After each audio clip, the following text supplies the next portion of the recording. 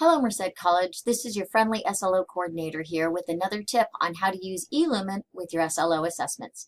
So today I'm going to be showing you how to find SLO assessments that you've submitted over the last several years. So you'll first sign in as yourself, obviously.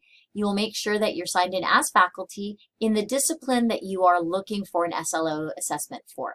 You're going to come to this tab, SLOs and Assessments, push the button. You'll then come over here to Assessments, select that tab, and you'll find all the SLO assessments that you have submitted for the previous years that you've done assessment within. So I've finished an SLO assessment for Bio 9 and Bio 32 for fall 2018, and these are the two active SLO assessments that are coming up, Bio 18 and Bio 9 for fall of 2019, which are not completed yet. To look at my completed SLO assessments, I come over here to Actions, which will bring me to Results Explorer. I click on that blue box, and it gives me the results of my Bio 9 SLO assessment that I did in fall 2018.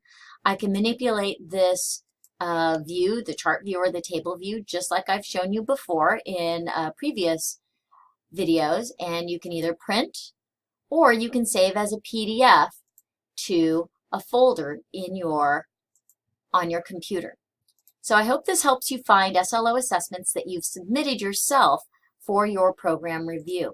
Now, if you need to find SLO assessments that were done by other individuals in your area, you're going to have to go talk to your CAT or to the SLO coordinator to dig these out for you. Individual faculty do not have permissions to access other people's SLO assessments. If you have any questions, be sure to contact your CAT or your SLO coordinator. Thanks a lot.